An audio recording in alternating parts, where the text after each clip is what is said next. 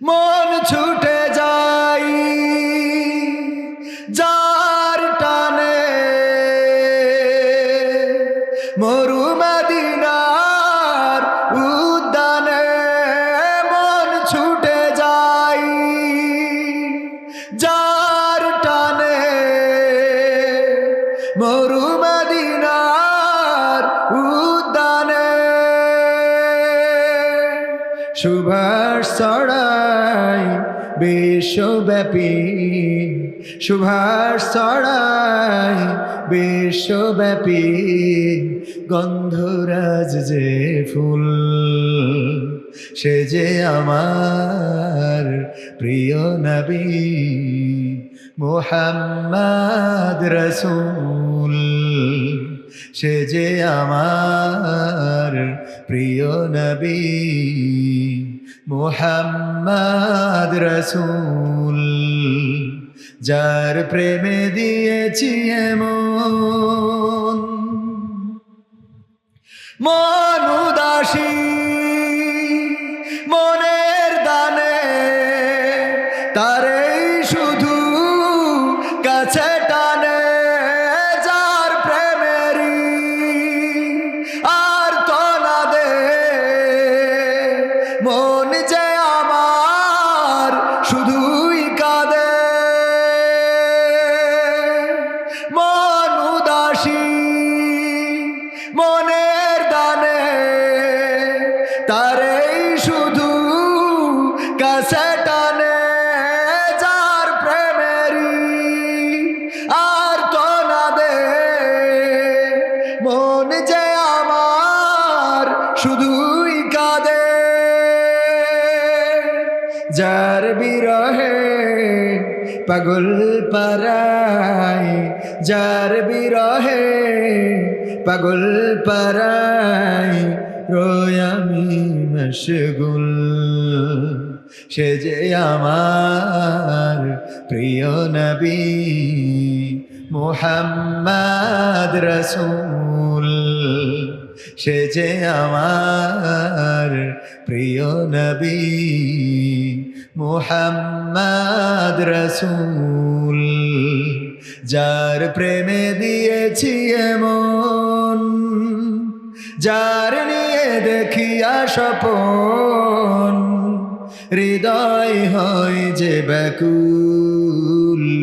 সে যে আমার প্রিয় নবী মুহাম্মদ রসূল। সে যে আমার প্রিয় নবী মুহাম্মদ রসূল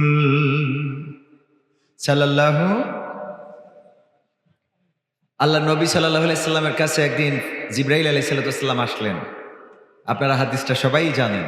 এটা রমজানকে কেন্দ্র করে হাদিসটা বেশি আলোচনা করা হয়। আল্লাহ রাসূল মেহরাবে ওঠার সময় প্রথম সিঁড়িতে পা রাখলেন, বললেন আমিন। দ্বিতীয় সিঁড়িতে পা রাখলেন, বললেন আমিন। এবং তৃতীয় সিঁড়িতে পা রাখার সময়ও বললেন আমিন। সাহাবীরা জিজ্ঞাসা করলো, বিশ্বনবী এমন তো কোনোদিন হয় না যে আপনি মেহরাবে ওঠার সময় প্রথম দ্বিতীয় তৃতীয় ধাপে পা রেখে আপনি বলেন আমিন, আজকে কেন বললেন? বিশ্বনবী সাল্লাল্লাহু আলাইহি ওয়াসাল্লাম বললেন, আমি যা দেখি তোমরা তা দেখো না, আমি যা জানি তোমরা তা জানো না। আজকে আমি যখন মেহরাবে উঠছিলাম তখন ফেরেশতা জিবরাইল আলাইহিস সালাম আসলেন এবং বললেন, বিশ্বনবী যে আপনার নাম শুনলো কিন্তু আপনার প্রতি দুরূদ পড়লো না, সে যেন ধ্বংস হয়ে যায়। আমি বলেছি আমিন। দ্বিতীয় বলল যে যার এই পৃথিবীতে পিতা এবং মাতা অবশিষ্ট আছে, অথবা তাদের কোনো একজন অবশিষ্ট আছে, কিন্তু জান্নাতের সার্টিফিকেট অর্জন করতে পারলো না, সেও যেন ধ্বংস হয়ে যায়। আমি বলেছি আমিন। এবং তৃতীয় ফেরেশতা জিবরাইল দোয়া করলেন, আল্লাহ নবী সেও ধ্বংস হোক যে তার জীবনে রমজান মাস পাইল, রমাদানের রোজা পাইল, কিন্তু জীবনের গুনাহ খাতা সমূহ মাফ করে নিতে পারলো না, সেও যেন ধ্বংস হয়ে যায়। আমি বলেছি আমিন। বিশ্বনবী যদি দোয়া কবুলের জন্য দোয়া করে, সেই দোয়া কবুল হয় না, হয় না? তো আমরা বিশ্বনবী সাল্লাল্লাহু আলাইহি সাল্লামের, মুহাম্মদ সাল্লাল্লাহু আলাইহি সাল্লামের, আহমদ সাল্লাল্লাহু আলাইহি সাল্লামের নাম শুনবো এবং দুরূদ পড়বো না, এটা যদি হয় তাহলে বিশ্বনবী সাল্লাল্লাহু আলাইহি সাল্লাম দোয়া করে রেখেছেন যেন আমাদের ধ্বংস হয়। আমরা কি রাসূলের এই অভিশাপের অংশীদার হতে চাই? তাহলে সবাই জোরে সোরে বলেন সাল্লাল্লাহু আলাইহি ওয়াসাল্লাম। তবে একটা মজলিসে একবার বললে, অনেক ওলামায়ে কেরামগণ বলেছেন একবার বললে হক আদায় হয়ে যাবে। কয়বার বললে? একবার বললে হক আদায় হয়ে যাবে। যদি একবারও না বলেন তাহলে এই দোয়াটা আপনার পরে বর্তাবে। আর যদি আপনি বারবার বলেন এটা বলা উত্তম। যখনই রাসূল সাল্লাল্লাহু আলাইহি সাল্লামের নাম শুনবো বা পড়বো বা বলবো তখন আমরা সাল্লাল্লাহু আলাইহি ওয়াসাল্লাম বলবো। মনে থাকবে ইনশাআল্লাহ? বলেন ইনশাআল্লাহ। একটা ওয়াজ শুনে একটা আমল করেন, ছোট্ট আমল নাজাতের জন্য যথেষ্ট। জানি কিনা আমরা? আমল যদি সঠিক হয়, সহি হয়, শুদ্ধ হয়, তাহলে ছোট্ট আমলই নাজাতের জন্য যথেষ্ট হবে। বিশাল তাফসিরুল কোরআন মাহফিল আমরা শুনলাম, এইখান দিয়ে বের করে দিলাম এইখান দিয়ে। আজকে মাহফিল শুনলাম, ফজরের নামাজ পড়লাম না, কোরআন পড়ি না, কোরআন ধরি না, হাদিস ধরি না, ইসলামী আন্দোলন বুঝি না, তাহলে এই মাহফিল আমাদের কোনো কাজে আসবে? বরং এই মাহফিল আমাদের লানত হিসাবে ধরা দিবে। বলবে যে আল্লাহ আমাকে শুনেছিল, তা মাহফিলে এসেছিল, বসেছিল, কিন্তু পালন করে নাই, মানে নাই। আল্লাহর কাছে এই মাহফিল বদদোয়া করবে, আল্লাহ রাব্বুল আলামিনের কাছে অভিযোগ করবে। করবে না? করবে না?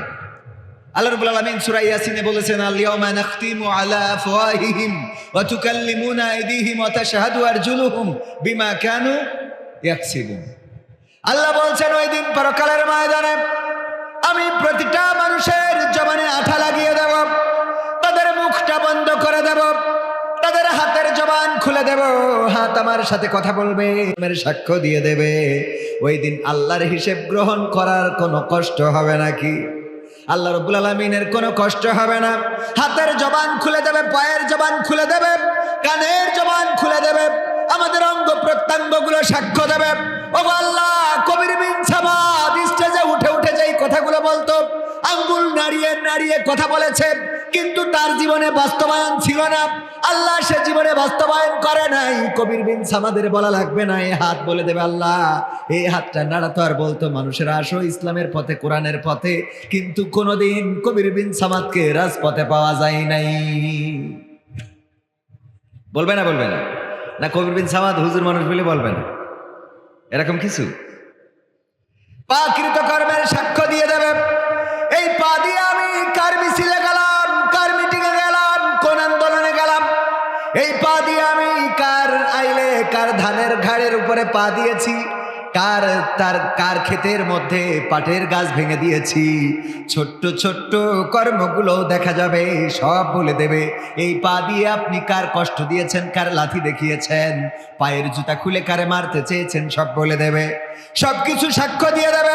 সুতরাং সেই দিন আসার আগে আমাদের সচেতন হওয়ার দরকার আছে না নাই? সচেতন হতে হবে। কেন? মৃত্যু আমাদের কবে আসবে আমরা জানি না। কয়েকদিন আগে আমার স্কুলে মাধ্যমিক বিদ্যালয়, গঙ্গানন্দপুর মাধ্যমিক বিদ্যালয়ের শিক্ষক, উনি যদি আমার আলোচনাটা অনলাইনে শোনেন অবশ্যই উনি বলবেন, হ্যাঁ কবির আমার কথা বলেছে, কারণ আমার স্যার এখনো বেঁচে আছেন, তরিকুল ইসলাম, ইংরেজির শিক্ষক। আমি একটা অনুষ্ঠানের জন্য দাওয়াত দিতে গেলাম, বলতেছে, আমি বললাম স্যার চিনেছেন নাকি? বললো না। আমি বললাম আমি কিন্তু আপনার, বললো চিনেছি, তুমি তো কবির বিন সামাদ। আমি বললাম অন্য কোনো পরিচয় চেনেন নাকি? কয় না। আমি বললাম আমি আপনার ছাত্র, আপনি আমাদের ইংরেজি ক্লাস দিতেন, পারতাম না বলে বেত দিয়ে পিটাইতেন। বেত দিয়ে কি করতো? পিটাইতেন। কয় তুমি আমার ছাত্র, সত্যি কি আমার ক্লাস করেছো? বললাম হ্যাঁ করেছি স্যার, আমি 2টা বছর আপনার এই প্রতিষ্ঠানে পড়েছি। তরিকুল স্যার বলল অনেক তো আমলের দিকে এগিয়ে গিয়েছ, তোমার দাড়ি, তোমার টুপি, তোমার জুব্বা বলে দেয় অনেক দূরে গিয়ে গিয়েছ। আমি চিন্তা করি আহারে যদি আজকে মারা যায় কালকে আল্লাহর সামনে কি নিয়ে দাঁড়াবো। এটা শোনার পরে উনার এটা বলতে যে উনি কাঁদলেন, এবং উনার কথা শুনে আমিও কাঁদলাম। যেই মানুষটা ইন করে আছে, শার্ট পরে, প্যান্ট পরে, এই মানুষটা দাড়ি রেখেছে, সুন্দর সুদর্শন একজন মানুষ, এখনো তার মধ্যে স্মার্টনেস রয়েছে। মানুষটা বলতেছে আমি চিন্তা করি আজকে যদি মারা যায় কালকে আল্লাহর কাছে কি নিয়ে দাঁড়াবো। এই ভয়ে আমার ঘুম হয় না, এই ভয়টাই আমার বেশি কাজ করে। আমি বললাম স্যার আপনার যে ভয়টা আছে, মনে করেন কবির বিন সামাদ জুব্বা পড়েছে, টুপি মাথায় দিয়েছি, দাড়ি রেখেছে, এই জন্য মনে হয় পরকালে জান্নাতের সার্টিফিকেট পেয়ে গেছে, পরকালে দেখা যাবে আপনি বেঁচে গেছেন আর আমার মতো হুজুরেরা জাহান্নামে। বিশ্বাস হয় না আপনাদের? বিশ্বাস হলো না? জাহান্নাম উদ্বোধন করা হবে 3 শ্রেণীর লোক দিয়ে। কয় শ্রেণী? আপনাদের কথা বলতে কষ্ট হচ্ছে। কয় শ্রেণী? সবাই বলেন কয় শ্রেণী? 3 শ্রেণীর লোক দিয়ে। প্রথম শ্রেণী হলো আলেম। আল্লাহ রাব্বুল আলামিন এক শ্রেণীর আলেমদেরকে দাঁড় করাবেন আর বলবেন, ওগো আলেমেরা, তোমরা দুনিয়ার পরে সম্মান চেয়েছিলে, দুনিয়ার পরে সুখ্যাতি চেয়েছিলে, সবাই যেন তোমারে মাদানি বলে, আজহারি বলে, তোমারে যেন মাক্কি বলে, তোমারে যেন এমন তমুক, আমাদের সবার নামের শেষে একটা করে জিহাদি, বিপ্লবী, সুনামি, আমফানি আছে না নাই? কে আসবে যুক্তিবাদী? না কথা কয় না। কে আসবে জিহাদি সাহেব? জিহাদ করেছে কোথায়? যখন পকেটে টাকা দিয়েছে আর পেট ভরে খাওয়াইছে, তখন স্টেজে এসে চেয়ার ভেঙেছে, এই হলো জিহাদি। কথা কয় না। কোনোদিন রাজপথে মিছিলে পাওয়া গেল না, কোনোদিন আন্দোলনে নাই, কোনোদিন সংগ্রামে নাই, কোনোদিন মিটিংয়ে নাই, কোনোদিন ইসলাম কায়েমের জন্য রাজপথে যাদেরকে পাওয়া যায় নাই, নামের শেষে জিহাদি আছে না নাই? বিপ্লবী, তারপরে অমুক তমুক।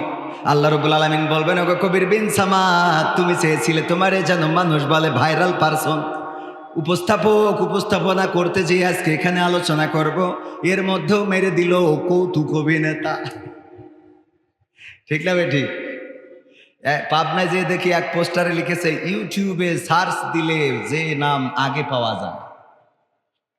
আমি বললাম, আমার বোন নামও লিখে দিতে নেন। ডিগ্রি মানে আলেম বানায় কি ডিগ্রি দেবে খুঁজে পায় না।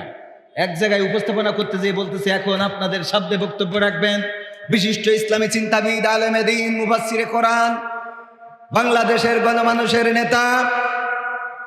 নায়েবে রাসূলের জায়গায় বানাই দিলে আওলাদে রাসূল। আমি বললাম, আমার আওলাদ হলো হিন্দুত্বে এসেছে, আর আপনি আওলাদে রাসূল মেরি দিলেন। আমার বাপ দাদার উপরের দিকে গেলে খুঁজে পাবো যে কেউ একজন রাম রাম ওং শান্তি নমো নমো ছিল। কথা কয় না, বিশ্বাস হয় না আপনাদের? অথচ বললেন আওলাদে রাসূল। উপস্থাপনা এত করবেন না, এত জ্ঞান গরিমা নাই, এত ইলম আমার মধ্যে নাই। যদি বলেন তাহলে আসেন কেন আলোচনার ময়দানে? এখন আলোচনা করার জন্য কোনো ইলম লাগে নাকি? কথা কয় না। ভাইরাল হইলেই হইছে, না হয় নাই। ভাইরাল যে দাওয়াত পাইছে, আর ভাইরাল না হইলে তার দাওয়াত হয় না। আবার দাওয়াত হয় না শুধু না, ভাইরাল না হইলে শ্রোতারাও আসে। কথা কয় না। ভাইরাল না হইলে শ্রোতারাও আসে না। আপনারা আবার মনে করেন না আপনারা নিষ্পাপ, আপনাদেরও দোষ আছে না নাই? আমার এখন জনাব মুহতারাম, আমার শ্রদ্ধাভাজন ওস্তাদ, এই বাংলাদেশের বৃহত্তর ইসলামী আন্দোলন, শুধুমাত্র বাংলাদেশের নয়, এশিয়া মহাদেশের বৃহত্তর ইসলামী আন্দোলন বাংলাদেশ জামাত ইসলামীর কেন্দ্রীয় শুরা সদস্য, সাবেক যশোর জেলা আমির, এই আপনার অঞ্চলের নামী প্রার্থী মুহতারাম, ওনাকে যদি এখন মাইকটা ছেড়ে দিই অনেকেই উষ্টি শুরু করে দিবেন, অথচ আমি উনার জুতা জোড়াটা সোজা করে দেওয়ার মতো যোগ্যতা রাখি। কথা কয় না। উনার জুতা জোড়াটা সোজা করার মতো যোগ্যতা এখন আমার হয় নাই। উনার পায়ের জুতা দুইটা যদি মুছে দিতে পারতাম, সেটাই আমার জীবনের জন্য আমি ধন্য মনে করতাম। অসংখ্য ওলামায়ে কেরাম এখানে রয়েছেন, অনেক হাফেজ রয়েছেন, অনেক মুফতি মুহাদ্দিস রয়েছেন, যাদের সামনে স্টেজে বসে কথা বলছি বেয়াদবের মতো, যাদেরকে স্টেজে বসানোর দরকার ছিল, চেয়ারে বসানোর দরকার ছিল। কিন্তু দুঃখজনক হলো যে আমার মতো ভাইরাল মার্কা মানুষ না নিয়ে আসলে সামনেও শ্রোতা পাওয়া যায়। অনেকেই বলে মাহফিলগুলো এখন কমেডির স্টেজ হয়ে গেছে, মাহফিলগুলো এখন হাসি তামাশার পাত্র হয়ে গেছে। আসলে তো মাহফিল আল্লাহর জন্যে নাই, মাহফিল এখন আল্লাহর জন্যে হয় না। বক্তারা আসে টাকার জন্যে, আর শ্রোতারা আসে সুরের জন্যে, আর কমিটিও খোঁজে ধান চাল পাট মসজিদ দিয়েছি লাগাইতে হবে। কথা কয় না। আল্লাহর জন্যে আসে নাকি? আমি বলি নামাজটা আল্লাহর জন্যে। যখন মুয়াজ্জিন আযান দেয়, যারা নামাজে যায়, নামাজের মধ্যে যদি কারেন্ট চলে যায়, ফ্যানটা বন্ধ হয়ে যায়, এমন কোন মুসাল্লি আছে নাকি নামাজটা ছেড়ে চলে যায়? কথা কয় না। আছে? যদি ফ্যানটা বন্ধ হয়ে যায় কেউ নামাজ ছাড়বে না, কারণ নামাজটা পড়ছে কার জন্যে। কিন্তু এই মাহফিলে আসার পরে যদি গরম লাগে, ভাল লাগবে না, উঠে যাবে। যদি এই মাহফিলে এসে বসে, যদি বক্তা ভালো না হয়, সুর ভালো না দিতে পারে, তাইলে শ্রোতা বসবে না, উঠে চলে যাবে। অথচ আমার আল্লাহ বললেন, ওয়াইযা কুরিয়াল কুরআনু ফাসতামিউ লাহু ওয়া আনসিতু লাআল্লাকুম তুরহামুন। আমার আল্লাহ বললেন, যখন তোমাদের সামনে কোরআন পড়া হবে, যখন তোমাদের সামনে কোরআন থেকে বলা হবে, তখন তোমরা তোমাদের হৃদয়ের কান দিয়ে শুনবে, যাতে করে তোমাদের উপরে কার রহমত বর্ষণ হতে পারে। বলেন কার? আল্লাহর নামটা নিতেও কষ্ট হয় এমন আল্লাহর বান্দা আছে না নাই? অথচ স্লোগান দেয়, আমার নেতার চরিত্র ফুলের মতো পবিত্র, নামাজ পড়ে না এক ওয়াক্ত, গাঞ্জা টানে 5 ওয়াক্ত, আর সাদাবাজি করে 16 বছর পর। কথা কয় না? চাঁদাবাজ আছে না নাই?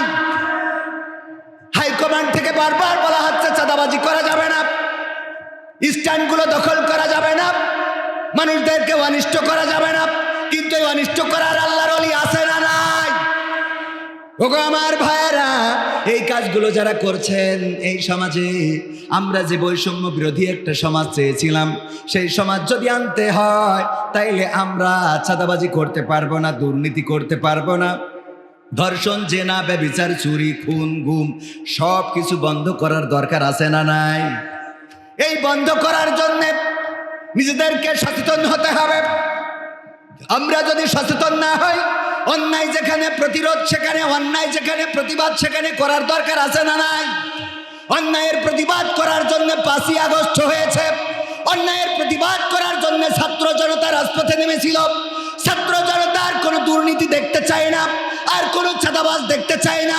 আর ওই জগন্নাথ বিশ্ববিদ্যালয়ে যেমন করে 100টা ধর্ষণ করে ধর্ষণের সেঞ্চুরি উদযাপন করেছিল, এমন ধর্ষণ আর বাংলার জমিনে দেখতে চায় না।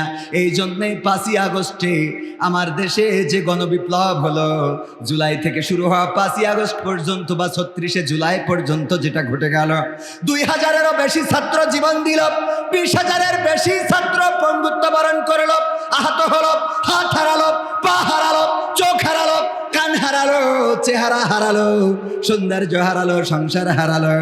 ওগো আমার ভাইয়েরা, এত রক্তের বিনিময়ে আনা বিপ্লবটা এখন আবার অনেকেই দাদাবাবুর সাথে তাল মিলায়ে ধ্বংস করে দিতে চাই। ঠিক না বেঠে? আমরা স্পষ্ট করে বলতে চাই, ছাত্রদের রক্ত দিয়ে যে বিপ্লব এসেছে, সেই বিপ্লব আর দাদাদের হাতে তুলে দেওয়া হবে না। দাদাদের সাথে যারা মিল রাখবে, যদি আমার মুহতারাম আজিজুর রহমান সাহেব মিল রাখে, উনাকেও বয়কট বয়কট বয়কট। ঠিক না বেঠে? কারণ দাদাদের প্রেসক্রিপশনে আর বাংলাদেশ চলতে পারবে না। বাংলাদেশ চলবে বাংলাদেশের জনগণের কাঙ্ক্ষিত চিন্তা চেতনায়। জনগণ যেটা সিদ্ধান্ত নেবে সেটাই বাংলাদেশে কায়েম হবে। দাদাদের কোনো প্রেসক্রিপশন বাংলাদেশে চলবে না। দাদারা বলে যে তারা নাকি আমাদের দেশের কল্যাণকামী, অন্যান্য রাষ্ট্রের থেকে, অন্যান্য দেশের থেকে দাদারাই নাকি আমাদের দেশে বেশি কল্যাণ চায়, আমাদের দেশের বেশি কল্যাণকামী। এই জন্যে আমার নেত্রী চলে গেল আর ওরা ভিসা বন্ধ করে দিয়েছে। ঠিক না বেঠে?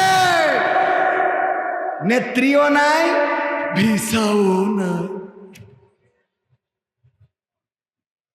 শুধু ভিসা বন্ধ করে নাই, তারা আমাদের পেঁয়াজ, আলু, মোদির আলু বন্ধ করে দিলে। কথা কয় না? আলু বন্ধ করলো, পেঁয়াজ বন্ধ করলো, আমাদের বর্ডার বন্ধ করলো।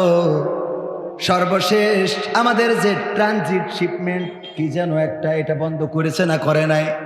যার জন্যে ট্রান্সশিপমেন্ট, আমি তো ইংরেজি বলতে যে দাঁত ভাই নিজে, ট্রান্সশিপমেন্ট মালয় ভাষা খুব ভালো বলতে পারি। মালয়েশিয়ায় ছিলেন এমন কেউ আছেন? মালয়েশিয়ায় ada lah, ada orang tapi tak mau angkat tangan. Kenapa? Malu ah, tak malu lah. Kita duduk Malaysia, alhamdulillah, remittance juta lah, betul kan? হ্যাঁ আলহামদুলিল্লাহ।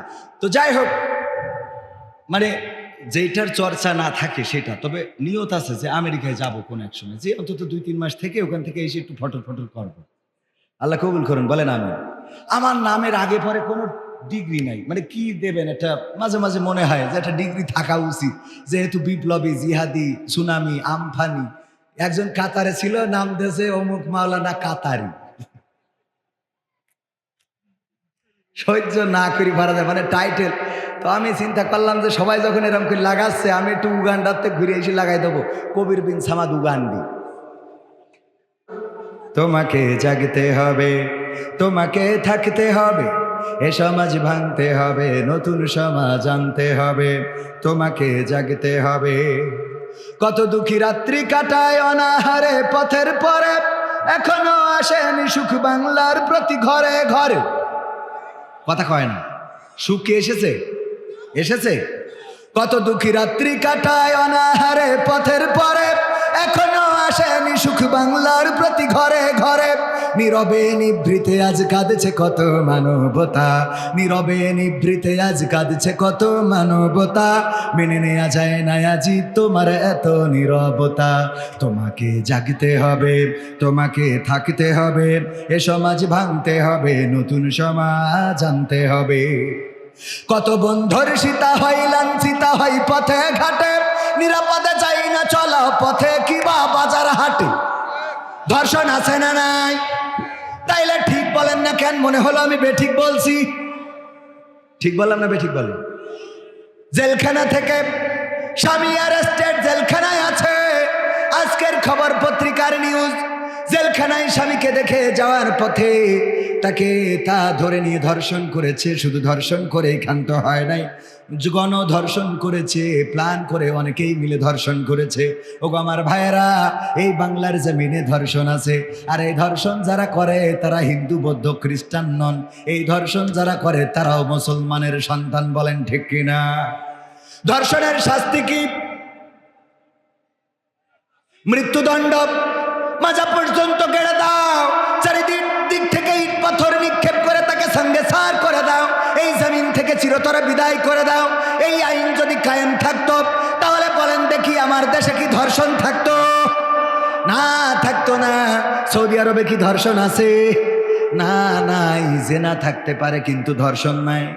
জেনা থাকতে পারে, গোপন গাপানে কিছু হইতে পারে, কিন্তু ধর্ষণ করার দুঃসাহস কেউ করে না। কারণ জেনা করেও যদি ধরা খায় তাইলে কতল করার বিধান আছে না নাই? ওগো আমার ভাইয়েরা, এই জন্য একটু জেগে ওঠা দরকার। কত বন্ধুর সীতা হয় লাঞ্ছিতা হয় পথে ঘাটে, নিরাপদে যাই না চলা পথে কিবা বাজার হাটে। রক্ষক আজি ভক্ষক হয়ে চলছে কত সাধু বেশি, রক্ষক আজি ভক্ষক হয়ে চলছে কত সাধু বেশি। তাই তো আসে না সুখ আমার সোনার বাংলাদেশে।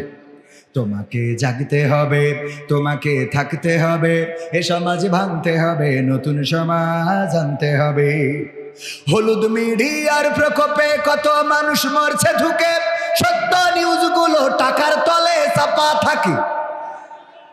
আমাদের দেশে হলুদ মিডিয়া আর কি, হলুদ মিডিয়া দাদার দেশে হয়েছে কিছু।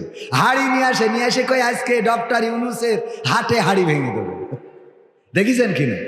এমন সাংবাদিক মাটির হাড়ি পর্যন্ত নিয়ে আসে তো সাংবাদিকতা করে। আর একজন কি আছে যেন, ময়ূখ রঞ্জন না কি যেন, হ্যাঁ কি রঞ্জন, মূর্খ রঞ্জন। ও আচ্ছা, এ নতুন শুনলাম। আপনাদের মাথায় বুদ্ধি আছে। বাংলাদেশ থাকবে না, বাংলাদেশ থাকবে না, বাংলাদেশ। তোর বাপের কি, তোর 14 গোষ্ঠীর কি? আমার সেই ডাকো। বাংলাদেশ থাক না থাক সে আমরা বুঝ করবো, তোর এত জলে কেন? কথা কয় না। বাংলাদেশ থাকবে না। হলুদ মিডিয়ার প্রকোপে কত মানুষ মরছে ঢুকে, সত্য নিউজগুলো টাকার তলে চাপা থাকে। ক্যামেরার ভিতর দিয়ে সোজা জিনিস উল্টো দেখে, কলমের ভিতর দিয়ে সোজা কথা উল্টে লেখে। আপামর জনসাধারণ খাই যে ধোকা বাকে বাকে। ঠিক না বেঠে? দাদাদের মিডিয়ায় প্রচার করা হলো এই দেশে সংখ্যালঘু নির্যাতন করা হচ্ছে। আমি আপনাদের কাছে যদি প্রশ্ন করি, আপনার ডানে বামে যত হিন্দু আছে বলেন দেখি, যত মন্দির আছে, প্যাগোডা আছে, গির্জা আছে, এই বাংলার জমিনে একটা মন্দিরে, একটা গির্জায়, একটা প্যাগোডায় 5 তারিখের পরে হামলা কি করা হয়েছে? হামলা তো করা হয় নাই, বরং নজির সৃষ্টি করেছে। বিশ্বের ইতিহাসে এবারই প্রথম মাদ্রাসার ছাত্ররা, আলেম ওলামারা, ইসলামী আন্দোলনের নেতা কর্মীরা তারা যে মন্দিরগুলো পাহারা দিয়েছে ষড়যন্ত্র রুখে দেওয়ার জন্য।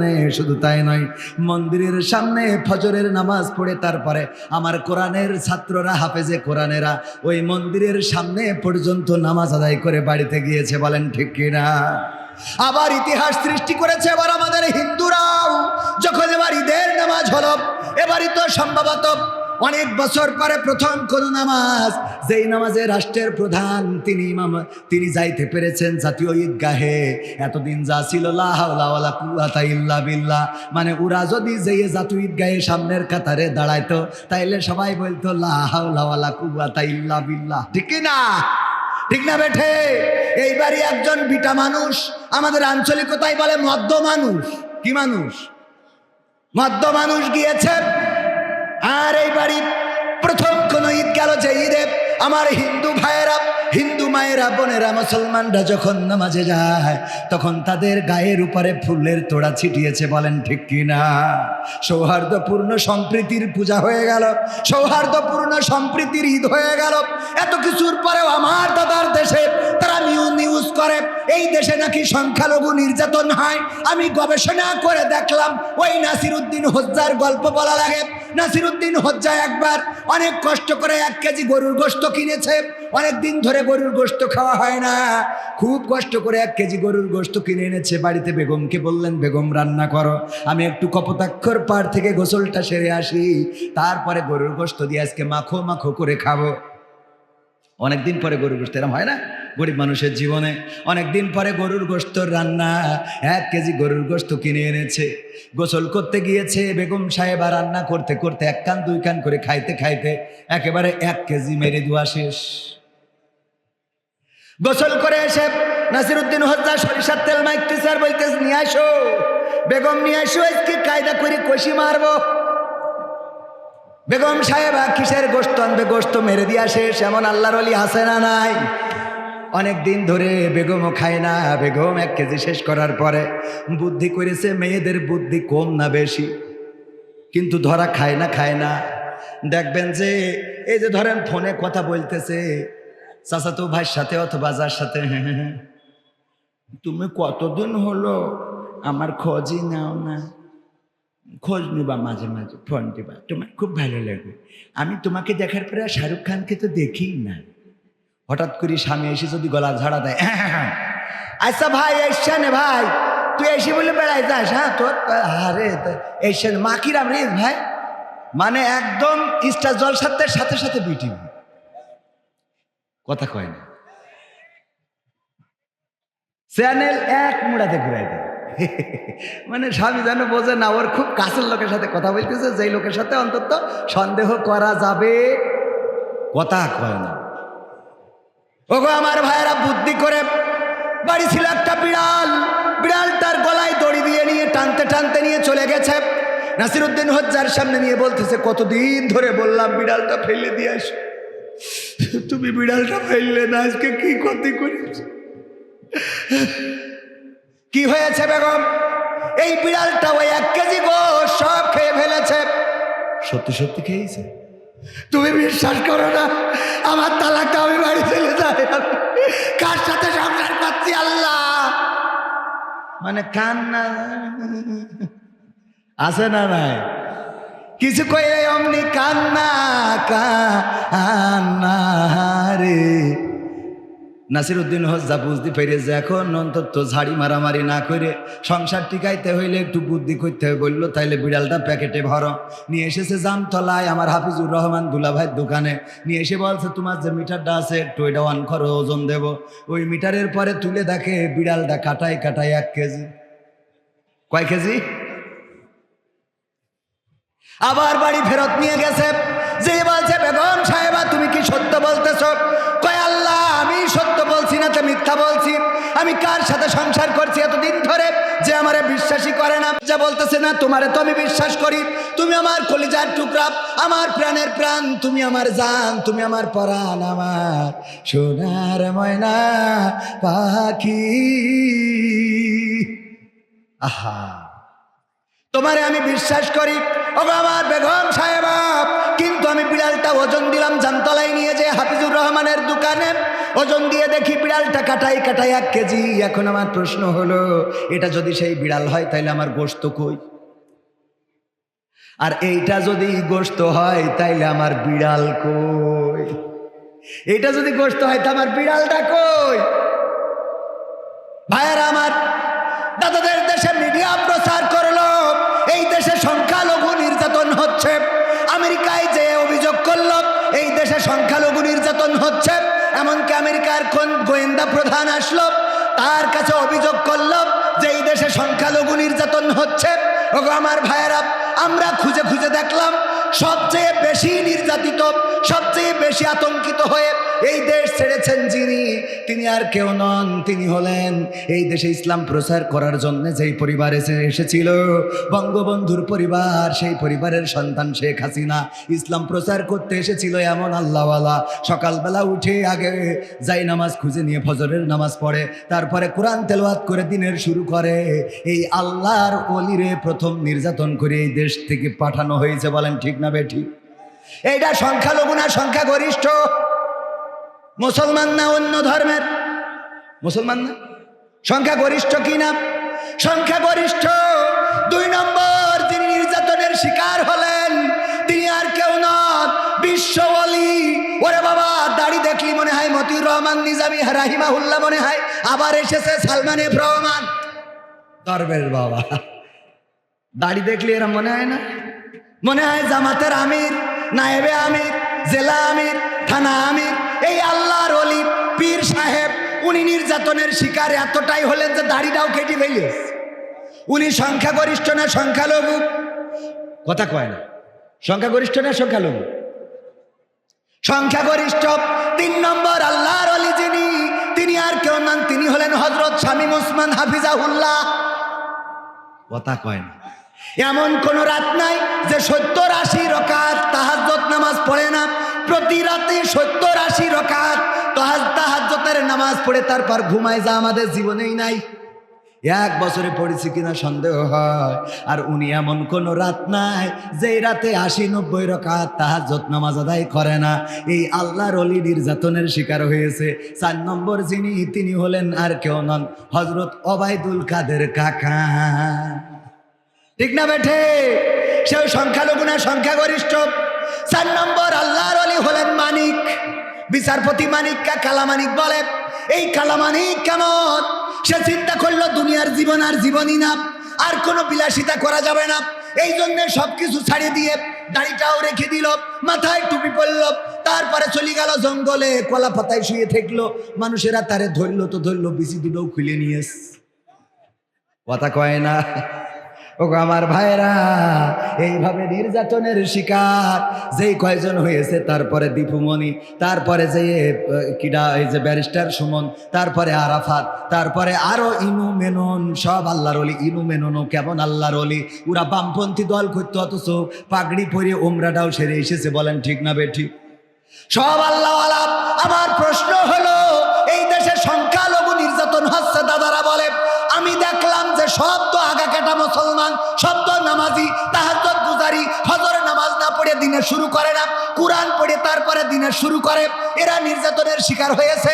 এখন এরা যদি সংখ্যালঘু হয় তাইলে আমার সেই আল্লাহর ওলিগুলো কই? কথা কয় না। আর এরা যদি আল্লাহর ওলি হয় তাইলে সংখ্যালঘু কই? বোঝেননি আমার কথা? বোঝেননি? আপনাদের আর কেমন করে বুঝাবো? বোঝেননি? কিটা কিটা একটু হাত উঁচু করেন। হ্যাঁ, কথা কি বোঝা গেছে? এরা যদি সংখ্যালঘু, দাদারা বলল সংখ্যালঘু নির্যাতন হচ্ছে। আপনার এলাকা থেকে যারা পালিয়েছে তারা হিন্দু না মুসলমান? কথা কয় না। সবই তো মুসলমান। হিন্দুরা পালাই নাই, পালানো লাগবেও না, কারণ হিন্দুদের সাথে কোনো দ্বন্দ্ব নাই।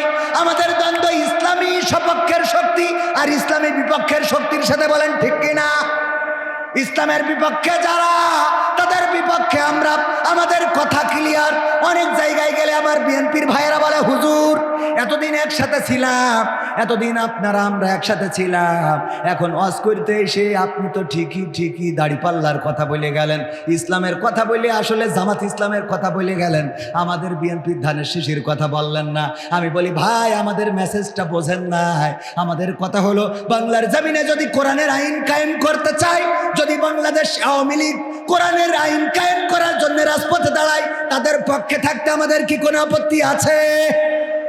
যদি বিএনপি বাংলাদেশে কোরআনের আইন কায়েম করে দিতে চায়, ধর্ষণ বন্ধ করার জন্য আল্লাহর যে আইন, চুরি বন্ধ করার জন্য আল্লাহর যে আইন, ডাকাতি বন্ধ করার জন্য আল্লাহর যে আইন, হত্যার বদলে হত্যা আল্লাহর যে আইন, কিসাসের বিধান, এইগুলো যদি বিএনপিও কায়েম করতে চায়, তাদের সাথে রাজপথে থাকতে আমাদের কোনো আপত্তি আছে? কিন্তু বাংলাদেশ জামাত ইসলামী যদি এই আইনের বাইরে চলে যায়, তাইলে বাংলাদেশ জামাত ইসলামীকেও রাজপথে দাঁড়াতে দেওয়া হবে। কথা কয় না? ইসলামী আন্দোলনের বিপক্ষে, কোরআনের বিপক্ষে যারাই যাবে তাদের বিপক্ষে আমরা, ঠিক না বেটে? এই জন্য আসেন, আল্লাহর জমিন আল্লাহর দিন কায়েম করার জন্য সবাই ঐক্যবদ্ধ হয়ে চেষ্টা করি। এইবার যখন ধর্ষণ বেড়ে গেল, শিশু ধর্ষণ, নারী ধর্ষণ, বুড়ো ধর্ষণ, বুড়ি ধর্ষণ, কত ধর্ষণ আর ধর্ষণ, যখন সরকার, নতুন সরকার ক্ষমতা নিল, একের পর এক অপরাধ বেড়েছে না কমেছে? কথা কয় না? বেড়েছে না কমেছে? বাড়ানো হয়েছে। যে কোনো প্ল্যান পরিকল্পনা করি, আর আপনি ফোন করতে আছেন, তার মানে কি আমার কথা বলতে অসুবিধা হচ্ছে না? আমার এমনি নেটওয়ার্ক পাই না, তারপরে যদি টাওয়ারে ডিস্টার্ব দেয় তাহলে সমস্যা না। ডানি থাকবেন, খালি সাইসি দেবেন, কমেন্ট ঠিক না হলেও ঠিক, হলেও ঠিক, ঠিক আছে? তাহলে যে ভালো লাগবে, আজকে বোঝে না। আপনি পাশে থাকবেন, দুই একজন নেতা দুটা থাকা লাগে, যে এখন এই ধরেন নির্বাচন চাচ্ছে, পিছনে একজন, ও কিন্তু চাচ্ছে না, তাও বলছে ঠিক। সব কথা তো বলা যায় না, মানে মাঝে মাঝে বুঝে নিতে হয়। ওগো আমার ভাইয়েরা, ঠিক বলার দরকার আছে না নাই? ঠিক বলে আবার বাড়ি এসে বলে যে এই কথাগুলো এখন বলা ঠিক হয় নাই, কারণ এই কথাগুলো বলার সময় আসছে, আর একটু সময় পরে বলতে হবে।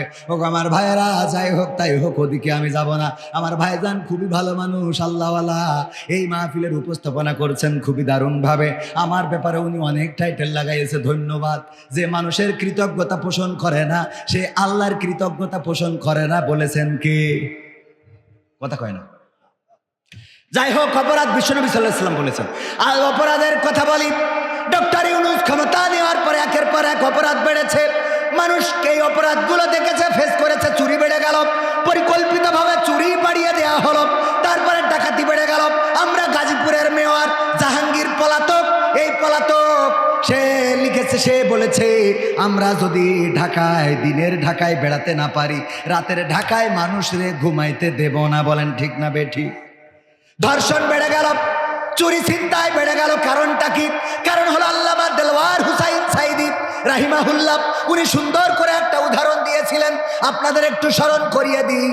একজন কাফন চোর মারা যাওয়ার সময় সন্তানদেরকে বলল, গো আমার সন্তানেরা, আমি মারা যাওয়ার পরে তোমরা এমন কিছু করবা যাতে করে মানুষেরা আমাকে অন্তত ভালো বলে, কারণ গোটা জামতলা, বাগাছড়া অঞ্চল, সব জায়গায় আমারে সবাই চেনে কাফন চোর বইলে। কি চোর? কিশোর, কাফন চোর।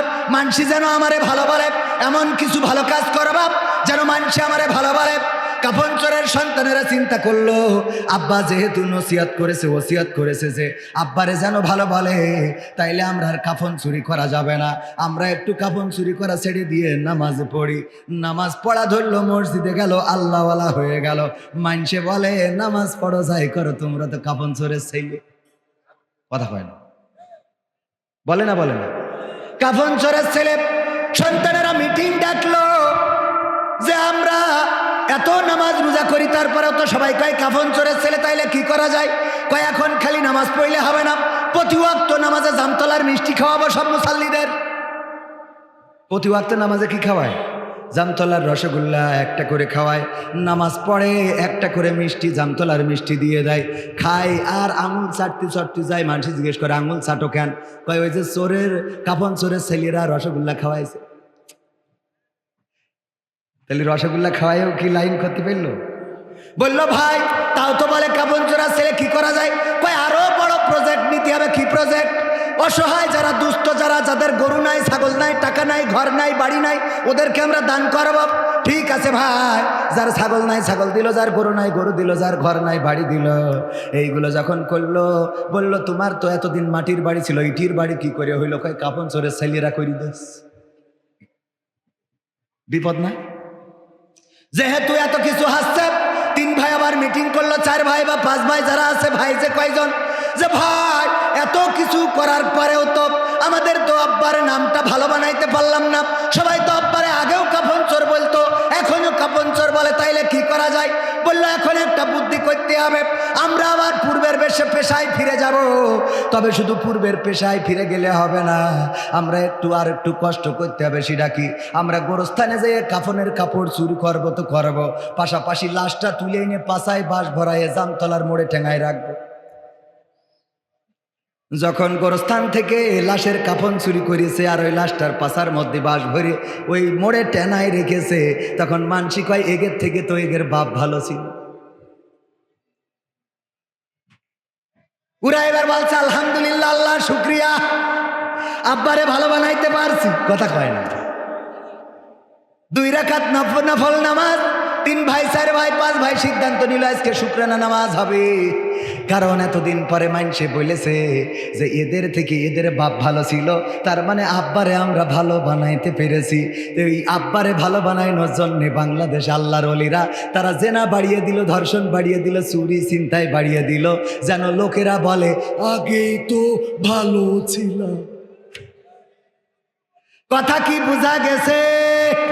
আল্লাহর নবী সাল্লাল্লাহু আলাইহি সাল্লাম এমন একটা সমাজ গড়ে দিয়ে গেলেন, এমন একটা রাষ্ট্র গড়ে দিয়ে গেলেন, রাষ্ট্রের খলিফা, দ্বিতীয় খলিফা, ইসলামের খলিফা, দ্বিতীয় খলিফা ওমর রাদিয়াল্লাহু তাআলা আনহু রাষ্ট্র ক্ষমতায়।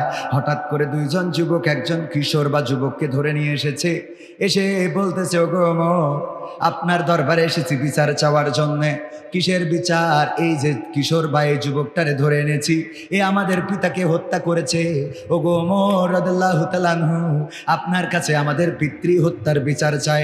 ওমর রাদিয়াল্লাহু তাআলা আনহু বিচারের কাঠগড়ায় তুললেন এবং বললেন ওগো যুবক, তুমি কি ওদের বাবাকে হত্যা করেছো নাকি? নিজেই স্বীকার করলো, হ্যাঁ হত্যা করেছি। কেমন করে হত্যা করলেন? হত্যা করেছি, আমার একটা উট আছে, এই উট ওনার ফসল নষ্ট করার কারণে পাথর ছুঁড়ে মেরেছে, আমার উটের চোখে লেগেছে, উটটা ছটফট ছটফট করে, এটা দেখে কষ্ট সহ্য করতে পারি নাই, আমি একটা পাথর তুলে নিয়ে ওনাদের বাবার দিকে মেরে দিয়েছি। পাথরটা অসতর্কতাবশত তার মাথায় লেগে তাদের বাবা মারা গিয়েছেন। ওমর রাদিয়াল্লাহু তাআলা আনহু বললেন, তুমি যেহেতু স্বীকার করে নিয়েছো তুমি তাদের পিতাকে হত্যা করেছো, এখন যদি এই যুবক দ্বয়, এই 2 জন যুবক তোমাকে ক্ষমা করতে পারে, আর যদি রক্তের বদলে রক্ত নিতে চায়, তাইলে তোমার জন্য কিসাসের বিধান কায়েম করা হবে। ওই যুবক 2 জন বলল, আমরা আমাদের পিতা হত্যার জন্য ওর সাথে কোনো কম্প্রোমাইজ হবে না, ওর সাথে কোনো আপোষ হবে না, আমরা চাই যে কোনো মূল্যে কিসাস কায়েম করে দিবেন, আমার পিতা হত্যার বদলে আমাদের এই পিতা হত্যাকারীকে হত্যা করবেন।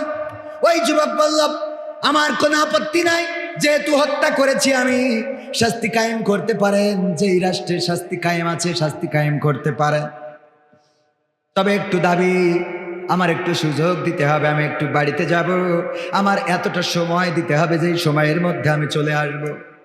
ওমর রাদিয়াল্লাহু তাআলা আনহু বললেন, ঠিক আছে, তোমার আরজিটা মানব, তবে দাবি হলো, শর্ত হলো, তুমি যদি তোমার বদলে কাউকে এখানে একটা জামিনদার বানিয়ে দিয়ে যেতে পারো, তোমার বদলে যদি কেউ একজন জামিন হয়, আছেন আমার মুখতার, আছেন আমার ব্যারিস্টার, শেষ বিচারে হাইকোর্টেতে তিনি আমায় করবেন পার, আমি পাপী তিনি জামিনদার, আমি পাপী তিনি জামিনদার। ভাইয়েরা আমার, এই মাহফিলে খরচ আছে না নাই? টাকার দরকার আছে না নাই? আল্লাহ বলেছেন, ইন্নাল্লাহা আশতারা মিনাল মুমিনিনা আনফুসাহুম ওয়া আমওয়ালাহুম বিআন্না লাহুমুল জান্নাহ। ওগো আমার ভাইয়েরা, এই মাহফিলের খরচের জন্য আপনাদের কাছে একটু হাত বাড়াতে চাই। এখানে কারা আছেন 5000 এবং মসজিদের জন্য মসজিদের জন্য মাহফিল খরচ আমি ভুল বলে ফেলেছি। মসজিদের জন্য, মসজিদের উন্নয়নের জন্য এসি লাগাইতে হবে। গরমে নামাজ পড়া যায় না। কোন আল্লাহর বান্দা আছেন এই এসি লাগানোর জন্য? কেউ যদি চান একটা এসি দান করে দিতে পারেন। আল্লাহ রাব্বুল আলামিন চাইলে আপনার কবরটা জান্নাতের বাগান বানিয়ে দিতে পারে না? পারে না? আছেন কোন আল্লাহর বান্দা একটা এসি কিনে দেবেন মসজিদে, অথবা এসি কেনার জন্য 10,000, 20,000, 50,000 টাকা দেওয়ার মতো কোন আল্লাহর বান্দা কি আছেন? নাম বলে দোয়া করব, যুবক মানুষ আমি, আমার দোয়া কবুল হয় না তা না, কবুল হয়। আমি আল্লাহর কাছে যা চেয়েছি তার থেকে বেশি পেয়েছি। বলেন সুবহানাল্লাহ। আল্লাহর কাছে চাইলাম মোটরসাইকেল, আল্লাহ ডাইরেক্ট প্রাইভেট দান করেছে। দান করার মালিক কে? আল্লাহর কাছে চাইতাম একটা ফোন চালাবো, এখন 3টা ফোন। কথা কয় না। দেয়ার মালিক কে? আল্লাহর কাছে চাইতাম মাসে 30,000 টাকা ইনকাম করব, আর এখন প্রতি রাতে 20, 30, 50,000 সব না বলি। আছে না? না বাবারে, দিয়ার মালিক কি ডা? আল্লাহ যদি দিতে চায়, আল্লাহ রাব্বুল আলামিন কোথা থেকে দিবেন আপনি জানবেনও না। আর আল্লাহ যদি কেড়ে নিতে চায় তাইলে মাল ধরে রাখা হবে না। ভাইরা আমার, এই যে আমাদের স্টেজে থাকা কিডা, হ্যাঁ, ওবায়দুল কাদের, শের খান, তাই কর। শের খান নারায়ে থাকবে। শের খান ভাই 1,000 টাকা কল্যাণ দান আল্লাহ বাড়িয়ে দাও, সম্মান নেখায়াত দিয়ে দাও, মনের স্বপ্ন পূরণ করে দাও। আল্লাহ তুমি আপনজন যারা কবরে ক্ষমা করে দাও। আল্লাহ তুমি সকলকে দিনদার ইমানদার বানায় দাও। আল্লাহ তুমি পূর্ণ মুসলমান না বানায় কবরে দিও না। আর কোন আল্লাহর বান্দা আছেন 5,000, 10,000 বাকিতে নগদে দিতে পারবেন? ধান ফসল আর কয়দিন পরে কাশি লাগাবেন, ধান খেতে যাবেন, ধান কাটবেন, ধানের দামও ভালোই আছে, আল্লাহ ফলনটা বাড়িয়ে দিতে পারেন। কোন আল্লাহর বান্দা আছেন 2 মণ, 3 মণ, 5 মণ, 1 মণ ধান দিবেন? এমন কোন আল্লাহর বান্দা? খুব তাড়াতাড়ি করে দিতে হবে। আমি আমার টাইমের প্রতি সুবিচার করা লোক। আমার যখনই ঘড়ি দেখে এসেছে হুজুর এখনই শুরু করেন, স্টার্ট দিছি না দিই নাই। মোহাম্মদ ইউসুফ আলী দাদা ও দাদি, নানা ও নানির নামে তারা মৃত্যুবরণ করেছে, পৃথিবী ছেড়ে চলে গেছে। 2,000 টাকা করেছে দান। আল্লাহ দাদা দাদির কবর মাফ করে দাও। আল্লাহ তুমি দয়া করে দাদা দাদির কবর জান্নাতের বাগান বানাও। বলেন আমিন। আল্লাহ তুমি দাদা দাদির কবর জান্নাতের বাগান বানাও। আল্লাহ নানা নানির সাথে জান্নাতে সাক্ষাতের ব্যবস্থা করে দিও। পরকালের ময়দানে হাসর নাসর তুমি সহজ করে দিও। আমল নামাটা ডান হাতে দিয়ে দিও। আল্লাহ আমাদের শওকত ভাই কাঠ ব্যবসায়ী মায়ের জন্য দোয়া চেয়ে নগদ 1,000 টাকা করেছে দান। আল্লাহ বাড়িয়ে দাও, সম্মান নিয়ে খায়াত দিয়ে দাও, মনের স্বপ্ন পুরা করে দাও। দানকারীর পিতা মাতার সুখে রেখো কবরে, নূরের টুপি পরায় আল্লাহ তুলিও রোজ হাসরে। বলেন আমিন। ভাইরা আমার, খুব তাড়াতাড়ি দিতে হবে। মিজানুর রহমান বেনে ঘড়ি 1,000, এদের 2,000 লেখা মনে হয়েছে। 1,000 টাকা আল্লাহ দানকে কবুল করে নাও, নেখায়াত দিয়ে দাও, মনের স্বপ্ন পুরা করে দাও, আপন জনদের কবুল করে নাও। ওগো আমার ভাইরা, আজকে আমি আলোচক, বিশেষ আলোচক, এই জন্য গান একটু কম শুনাইলাম, আলোচনা করলাম বেশি। কিন্তু যেদিন আলোচনা করতে চাই ওই দিন সুমাইডার তেশমারা খায়। কামারুজ্জামান নগদ 1,000 টাকা। নারায়ে তাকবীর। আওয়াজ হয় নাই লিল্লাহি তাকবীর? এই আওয়াজ দিয়ে ইসলাম কায়েম কি হবে? নারায়ে তাকবীর। আমার কামারুজ্জামান ভাই নগদ 1,000 টাকা দান করেছেন। আল্লাহ দানকে কবুল করে নাও। তোমার ঘরের জন্য দান করল। বিশ্ব নবী হযরত মুহাম্মদ সাল্লাল্লাহু আলাইহি সাল্লাম বলেছেন, যদি কেউ মসজিদ বানিয়ে যায়, যদি কেউ মসজিদ করে যায়, যেমন মসজিদ সে দুনিয়ার পরে রেখে যাবে, আল্লাহ রাব্বুল আলামিন তেমন একটি ঘর তার জান্নাতে বরাদ্দ দিয়ে দেবেন। বলেন সুবহানাল্লাহ। খলিলুল্লাহ 2,000 টাকা, হাবিবুল্লাহ 2,000 টাকা। আল্লাহ বঙ্গবন্ধুর 2 কান নোট দান করলো। কবুল করে নাও, নেখায়াত দান করে দাও। উনার মা যেমন সন্তান তেমন তার মা, যেমন মা তেমন তার সন্তান। আমার হাবিবুল্লাহ ভাই আল্লাহর হাবিব। কার হাবিব? হাবিব মানে কি বন্ধু? কাইফা হালুকা ইয়া হাবিবি। হ্যাঁ, ওই যে মেঘনা, মেঘনা না মেঘলা, মেঘলা না মেঘনা প্রেম করেছে বাংলাদেশের সাথে না সৌদি আরবের দূতির সাথে রে। ইয়া হাবিবি হাবিবি হাবিবির সাথে। কার সাথে? দেখেছেন না দেখেন নাই? অ্যারেস্ট হয়েছে 5 দিনের রিমান্ড আমাদের আসিফ নজরুল। ওরে বাবা উপদেষ্টা, এইটাও নাকি শুনেছি আমার দাদাদের মাল। কথা কয় না? কাদের মাল? দাদাদের মাল। উনার আবার শাশুড়ি আছে হুমায়ুন আহমেদের বউ আল্লামা সাইদি ইন্তেকাল করে নাই শহীদ হওয়ার পরে। এই হুমায়ুন আহমেদের শাশুড়ি, হুমায়ুন আহমেদের বউ আসিফ নজরুলের শাশুড়ি স্ট্যাটাস লিখেছিল, কারো মৃত্যুতে যে খুশি হওয়া যায়, আনন্দ অনুভব করা যায়, এই লোকটির মৃত্যু না হইলে বুঝতাম না এই আসিফ নজরুলের শাশুড়ি হইল সেই শাওন। সেই শাওন টিকে আছে শুধুমাত্র এই উপদেষ্টার কারণে। যারা বৈষম্য বিরোধী তারাই বৈষম্য করে না, করে না। আল্লামা সাইদি মারা গেল, তোর শাশুড়ি বলল যে আনন্দ করতেছি।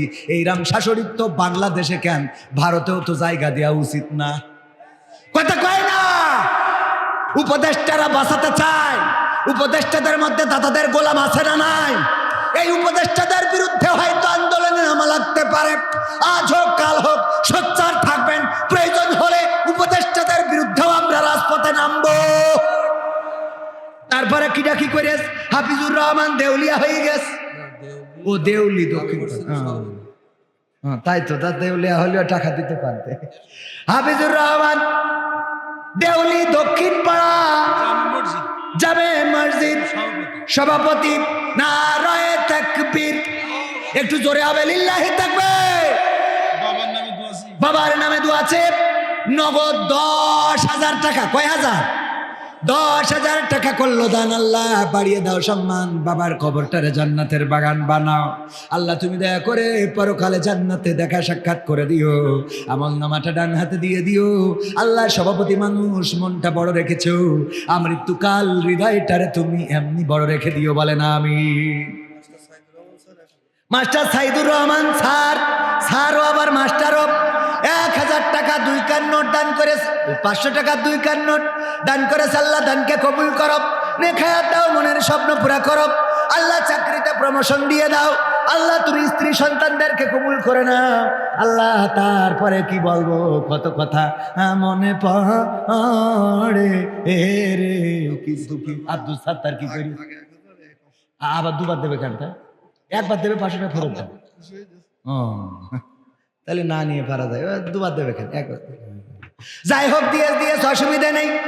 আগে দিল 1,000, আবার দিয়েছে 500। আবার আব্দুল সাত্তার ভাই, আল্লাহ তোমার গোলাম, তোমার আব্দ তুমি কবুল করে নাও, দিনদার ইমানদার বানিয়ে দাও, নেখায়াত দান করে দাও। আল্লাহ যেই নিয়তে দান করেছে নিয়তটা পূর্ণ করে দাও। আল্লাহ স্ত্রী সন্তানদেরকে কবুল করে নাও। আমার মা বোনদের মধ্যে কেউ দেয় না কেন? নুরুল ইসলাম হেডমাস্টার, নারায়ে তাকবীর, লিল্লাহি তাকবীর। কয় হাজার এই যে 2 কান বঙ্গবন্ধুর ক্যাডকারি নোট। আল্লাহ দানকে কবুল করো, মনের নেক মাকসাদ পুরা করো। 2,000 টাকা করলো দান, বাড়িয়ে দাও সম্মান। আল্লাহ পরকালের জীবনটা সহজ করে দিও। আল্লাহ আপনজন যারা কবরে ক্ষমা করে দিও। ওগো আল্লাহ তুমি পুলসিরাতটা সহজ করে দিও। আল্লাহ তুমি জান্নাতের ফল ভক্ষণের তৌফিক দান করে দিও। আল্লাহ হাউজে কাউসারের পানি দান করে দিও, বলে না আমি। অনেকেই বলে দিয়ে ধন বোঝে মন, কেড়ে নিতে কতক্ষণ। আর আমি বলি নিয়ে ধন বোঝে মন, ফেরত দিতে কতক্ষণ। কথা কয় না? আমরা খালি নেগেটিভ বলি, নেগেটিভ বলি, নেগেটিভ বলি। আপনার নাম বলছি না তো, 2,000 দিচ্ছেন কে? হ্যাঁ, টাকা কম দেবে তাই বলছে আমার নাম বলিয়ে না। কামা করে যায়, 3,000 টাকা বের করেন আপনি। আল্লাহ দে কত কথা, আমার নাম বলিয়ে না। 2,000 হয় জীবনে, হয় মান সম্মান আমারই চলে যাচ্ছে। আমার দিলেও হয় না। দুলো ভাই, কি ভাই না, 3,000 না দিলে মানছি, তাই 3,000 দেন। আজগার ভাই নারায়ে তাকবীর। বাকি দেশে না, না আরো 3,000 দেবে। আমার আজগার ভাই বাকি 1000 টাকা পশ্চিম পাড়া দোয়া চেয়ে করলো দান, আল্লাহ বাড়িয়ে দাও সম্মান, নেখায়া দিয়ে দাও, মনের স্বপ্ন পুরা করে দাও। আমার দুলা ভাই হাফিজুর রহমান জামতলায় দোকান আছে না নাই? আমার মা বোনেরা স্টেশনের দোকান, আমি যে অ্যাড করে দিছি এর দিত তো আরো 3000 টাকা। সুসংবাদ আছে, এক বোন নাম প্রকাশে অনেক একটা এসি ও বোনেরটা হয়ে আনে, আপনি আপনারটা বেটে এই এই দুলা ভাইয়ের নামে আর 2000 বাকি লেখেন। আর একজন এসিডিএস মিলে উনি ফাঁক মারে, এত সোজা পাই না। রয়ে থাকবে আমার দুলো ভাই, দুলো ভাই মানে আঞ্চলিকতাই বলি তো মাঝে মাঝে। আমার স্যার অবশ্যই নিষেধ করেন যে স্টেজে নাটকের কথা টথা বলার দরকার নেই। আমি চেষ্টা করি যে ওইভাবে আগের মতো না বলার, কিন্তু অনেকেই আছে আমার কাছে ওইগুলো আবার শোনার জন্য আসে, এরকম আছে না নাই? আমি খুব জ্বালাই পড়ে যাই যে আমি শ্যাম রাখবো না কুল রাখবো। আমার দুলো ভাই, আমার দুলা ভাই কয় হাজার? 5000 না রয়ে থাকবে আমার দুলা ভাই হাফিজুর রহমান দুলা ভাই। লাইব্রেরি আছে, স্টেশনারির দোকান, কসমেটিক্সের দোকান, আমার মা বোনেরা লিপস্টিক লাগু কালতা বাইলা শাইলা যা লাগে এই দোকানে যাবে। 3000 টাকায় এত বড় অ্যাড পাওয়া যায় না, বলেন ঠিক কিনা? আমরা 5000 টাকা পাইলাম, আল্লাহ দানকে কবুল করো, নেখায়া দিয়ে দাও। এসি দিয়েছে একজন বোন, নাম প্রকাশে অনিচ্ছুক, একটু কি তাকবীর দেয়া যাবে? নারায়ে তাকবীর। খানেছা রাদিয়াল্লাহু তাআলা আনহা 4 জন সন্তানদেরকে ডাকলেন। কয়টা সন্তান? 4টা ছেলে সন্তান। কি সন্তান? কথা কয় না। 4টা ছেলে সন্তান। খানেছা রাদিয়াল্লাহু তাআলা আনহা ডাক দিয়ে বললেন, ওগো আমার কলিজার টুকরারা, তোমরা কি শোনো নাই বিশ্ব নবী সাল্লাল্লাহু আলাইহি সাল্লাম যুদ্ধের ময়দানে ডাক দিয়েছে? 4 জন সন্তান আমার কলিজার টুকরা, তোমরা উঠে যাও যুদ্ধের ময়দানে। ততক্ষণ যুদ্ধ করবা যতক্ষণ না ইসলাম বিজয় হয়ে যায় অথবা তোমরা শহীদ হয়ে যাও। ওই 4টে সন্তান যুদ্ধের ময়দানে চলে গেল। সন্ধ্যাবেলা খানেছা রাদিয়াল্লাহু তাআলা আনহার কাছে খবর এলো, ওগো খানেছা, শুনেছ নাকি, খবর পেয়েছো নাকি? বলে না। কিসের খবর? বললো তোমার 4টা সন্তান দিয়েছিলে যুদ্ধের ময়দানে। বললো হ্যাঁ দিয়েছিলাম, ফজরের নামাজের সময় ডেকে দিয়েছি, যাও যুদ্ধের ময়দানে যুদ্ধ করবা ততক্ষণ যতক্ষণ না দিন কায়েম হয়ে যায় অথবা তোমরা শহীদ হয়ে যাও। ওই সাহাবী বলল, ওগো খানেছা, শুনে তুমি তো শোনো নাই, তোমার 4টা সন্তান যুদ্ধের ময়দানে 4 জন শহীদ হয়ে গেছে। খানেছা রাদিয়াল্লাহু তাআলা আনহা 2টা হাত আল্লাহর কাছে তুলে দিলেন আর বললেন, ওগো আমার রব, ওগো আল্লাহ, হে আমার রব, তুমি আমার 4টা কলিজার টুকরা দান করেছিলে, তোমার সম্পদ কিন্তু আমার মধ্য দিয়ে তুমি দুনিয়ায় দিয়েছিলে। আমি 4টা সন্তানের মা ছিলাম, তোমার নবীর সাথে যুদ্ধে দিয়েছিলাম, যুদ্ধের ময়দানে 4 জন সন্তানই শহীদ হয়ে গেছে। পরকালের ময়দানে তুমি যখন আমার জিজ্ঞাসা করবা তোমার আমলনামা কি আছে আল্লাহ, তেমন তো কিছু দেখাতে পারবো না, শুধু তোমার কাছে বলতে চাই, ওগো রব, আমি 4 জন শহীদের মা হিসাবে তোমার কাছে দাঁড়িয়েছি। আল্লাহু আকবার। 4 জন শহীদের মা, তুমি যদি চাও আমার 4 জন শহীদের রক্তের বিনিময়ে আমার ক্ষমা করে দিতে পারো, আমার কোনো আমল নাই, আমি 4 শহীদের মা। আমাদের একজন বোন সেই খানেছা রাদিয়াল্লাহু তাআলা আনহার মতো, আহারে, যখন পুরুষেরা 10,000 টাকার উপরে উঠতে পারে নাই, আমাদের একজন বোন একটা এসি এয়ার কন্ডিশন মসজিদে দান করে দিতে চেয়েছে। সবাই চিল্লায়ে বলেন আল্লাহু আকবার, নারায়ে তাকবীর। আল্লাহ রাব্বুল আলামিন আমাদের বোনের দানকে কবুল করে নিন।